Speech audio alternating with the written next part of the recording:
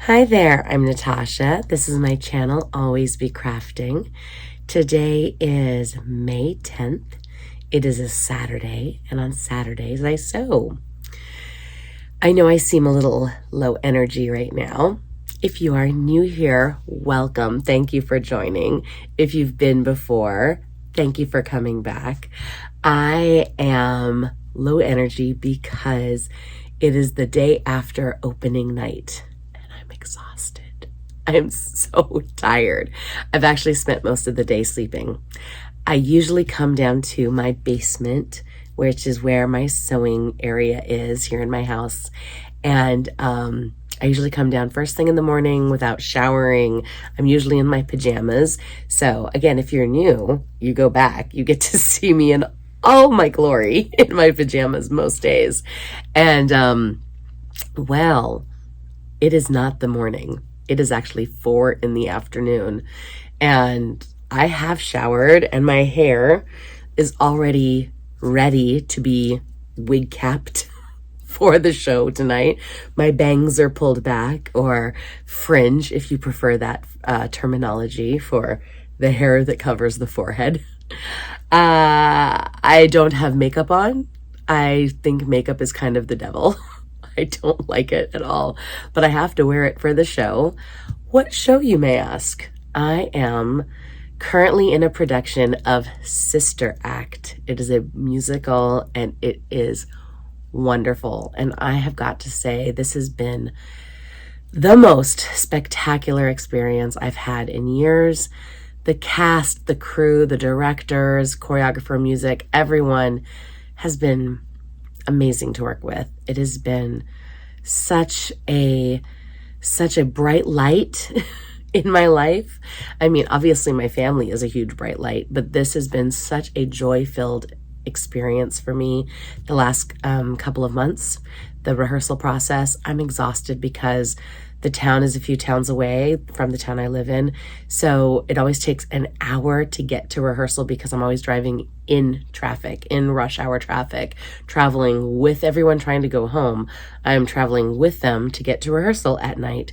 And that's why it takes an hour. Driving home takes the typical half hour that it should take. So that's an hour and a half of driving every single day to and, between the to and from, just to participate in the rehearsal process. And my son that came home from college last weekend, he joined the crew, the run crew for the show. So that's been fun.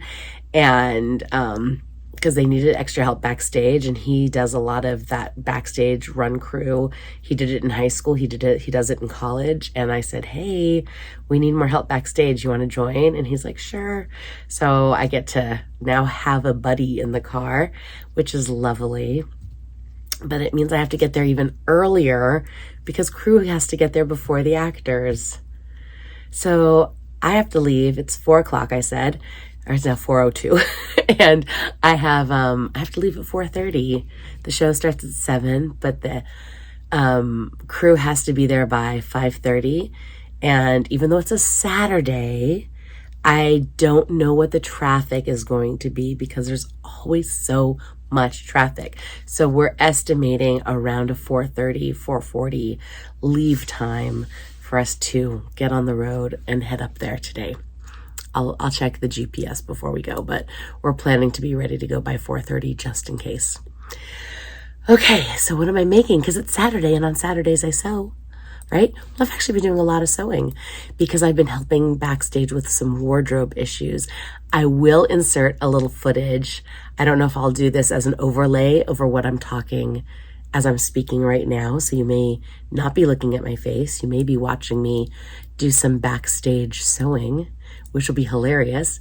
I have had to bring my sewing machine to the theater. And since I had my sewing machine at the theater, I decided to take advantage of that and do a little bit of my own sewing while I was there. If you watched my last Saturday video, when I brought my son home from college, I said I needed to work on redoing my FPP Sing a Rainbow quilt blocks for my Quilting Bee group, and that was me finishing up the last block so I could put it in the mail, and I did it in full nun habit, which I think is hilarious. So I had to film that to, you know, prove that I did it. But in addition to sewing at the theater as a nun, I worked on things like wimples and veils, things that needed extra Velcro, that sort of thing. I usually don't film that because I just get to work when someone needs something hemmed, or someone needs, you know, something reattached, or, you know, a hem is not a hem, but like, you know, something's falling off. I just fix it. I don't set up a camera and take extra time. I just do it. So that's fun. What am I doing today in the next, you know, 25 minutes before I pack up and go? Well, I'm going to work a little bit on what will be, I guess, closing night gifts. Now, it's usually tradition to give everyone, when you're working in a cast, it's very common to give everyone opening night gifts or closing night gifts. Opening night gifts tend to be more traditional, but let's face it, I have been crazy busy, and there was no way I was getting things made for opening night. Like I said, I was fixing things and, you know, trying to help with quick change opportunities for those characters that really needed help, you know, like I said, adding Velcro and whatnot to costumes. So, since that's where my focus has been this week, and on those quilt blocks, so those could get out in the mail, and they did. They are in transit as I speak, a week late, but they are now in transit. So I've decided that I'm going to make everyone in the cast a key fob, because who could not use a little key fob, right? It's gender neutral. It is something that is fun and easy, and you can attach it to not just keys. You could attach it to almost anything. You could attach it to the side of a bag. You could attach it to your dog.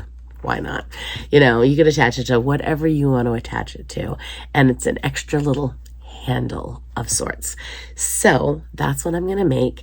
And I have this fantastic vinyl from So Hungry Hippie. And I know if you've heard me mention So Hungry Hippie before, because I love the store.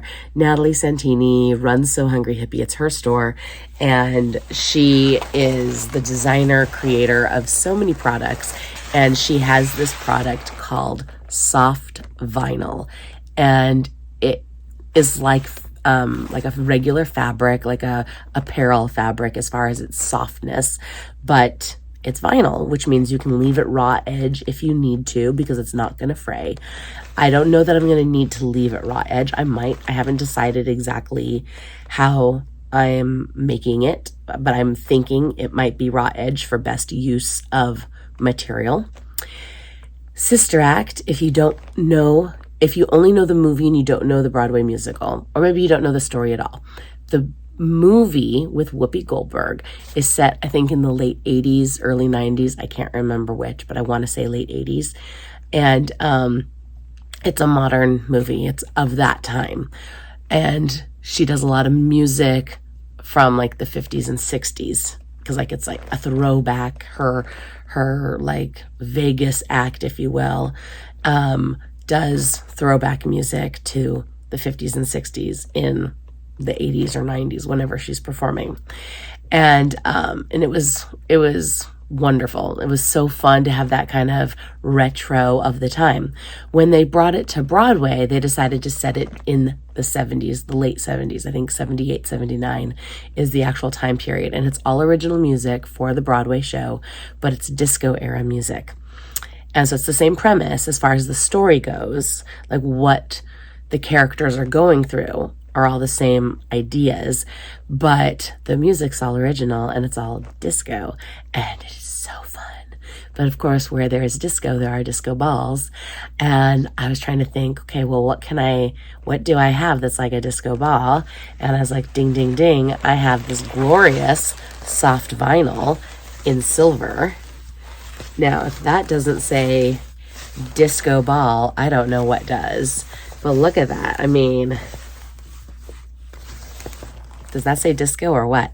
So I thought it's like a nod to the show without being blatant, right? And silver goes with everything. And see, you see how soft it is? It's just so soft and delicious. And I thought just to make them, the Key Fobs, more comfortable on the wrist, I might interface it with fusible fleece or some kind of quilt batting. So the first thing I need to do is cut them into long strips because I only have one piece of silver.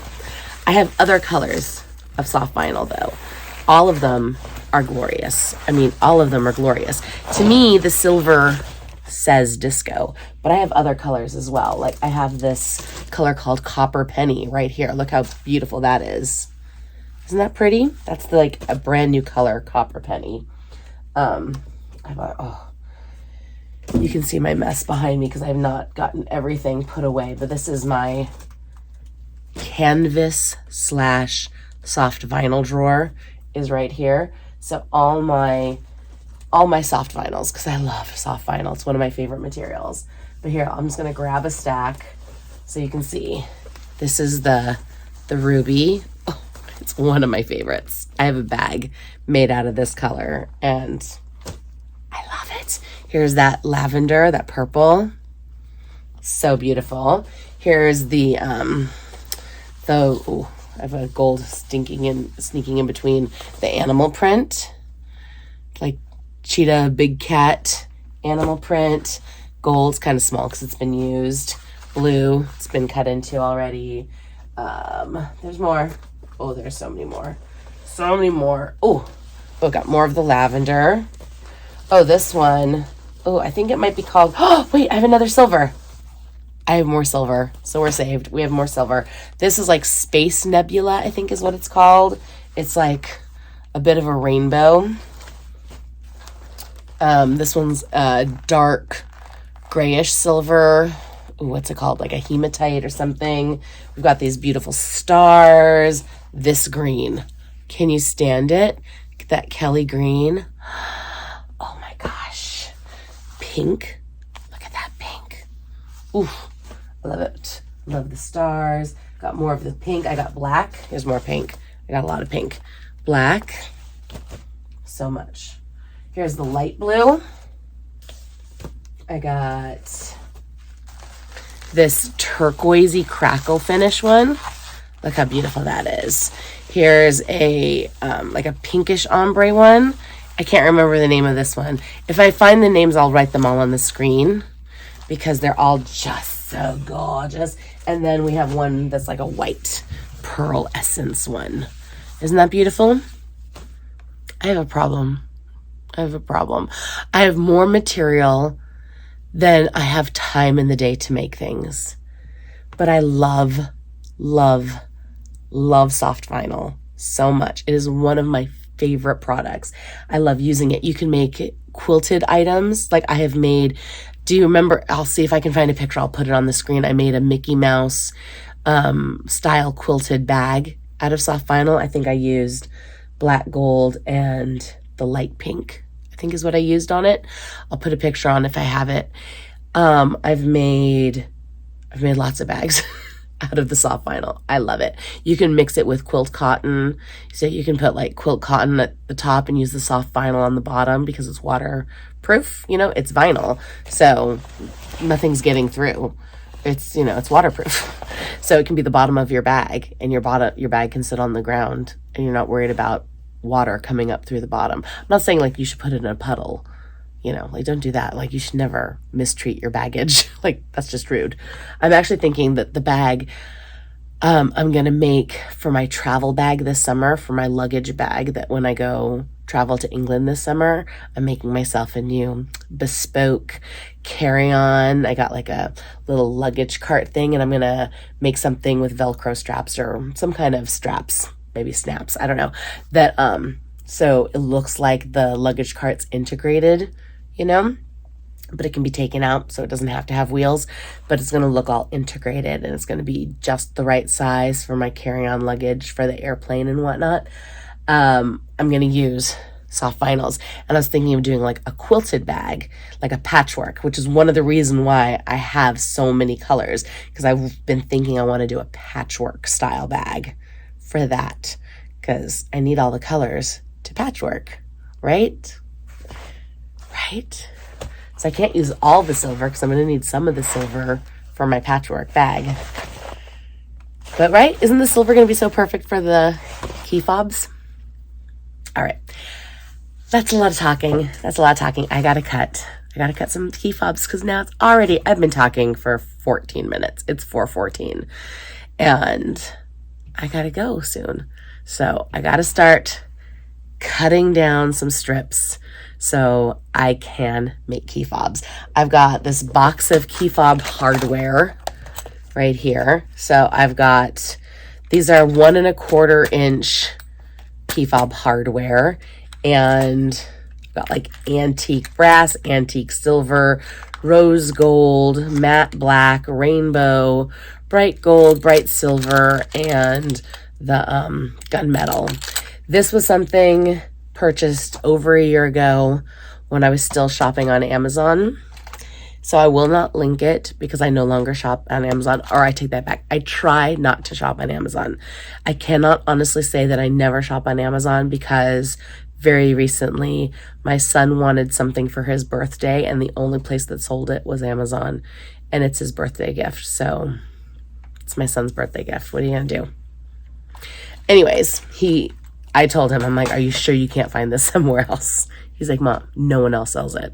And it's something, I think because it comes from Japan, there were like no other American retailers that you could find it from. It is what it is. It is what it is. We all have to make our choices, right? I'm not judging you. I'm only judging myself. If you shop on Amazon, go for it. Do what you got to do. I'm trying not to. That's all I'm saying. Okay, so I'm not linking it, but I'm sure you can find key fob. I know you can find key fob hardware also through Cam Snaps, which is where I do all my rivets and my, my rivet snaps and things like that. My plastic snaps, my metal snaps, my rivets I get through Cam Snaps. My rivet press I have through Cam Snaps. And moving forward, I'm going to order my key fob hardware through them. I think I'd gone through Amazon in the past because it was less expensive, but at what cost? You know? I'm going to just try to make better choices because I've had this box in my drawer for over a year. Did I really need this many to begin with? Right now it's paying off because I have a lot to make. So anyways, have a great day. Thank you for being here. Thank you for listening to all my craziness, all my mental garbage that came out today. And let's see me cut up some vinyl, and let's see, I'll try to make at least one before I leave so we have a prototype to move forward and make key fobs this week. Have a great day. Bye.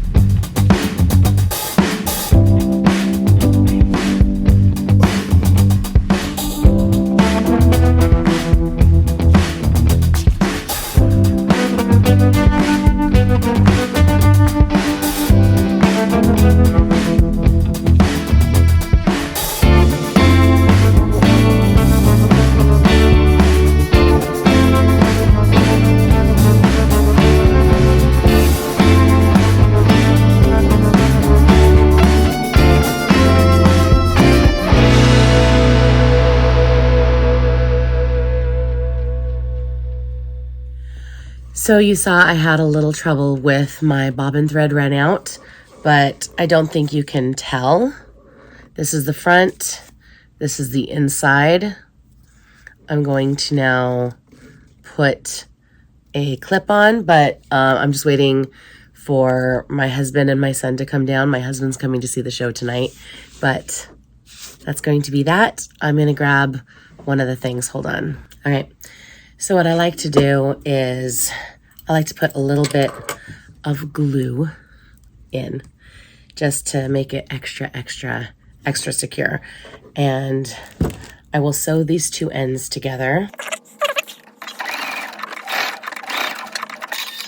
I just went forward and back a little bit, trim the threads, and trim along that edge just to make it as clean as possible. Now I will put, this is just Beacon Fabri-Tac. You can use E6000, you could use Beacon 3-in-1, you could use super glue, but I think that would dry really fast. You just want a really strong glue in this case. This is what I have, is the Fabri-Tac. I probably have some E6000 around here somewhere. Anyways, you can see, can you see that? Hold it up to the light. There's like a big bead of glue in there. And then stick this on top. So it sits on like that. Then I'm gonna kind of pinch it with my, oh, this thumb is really not happy. So I'm gonna try to pinch with my fingers a little bit. I can't, I'm gonna have to pinch with this thing. I covered the ends. It just felt, just to make it so it doesn't leave marks.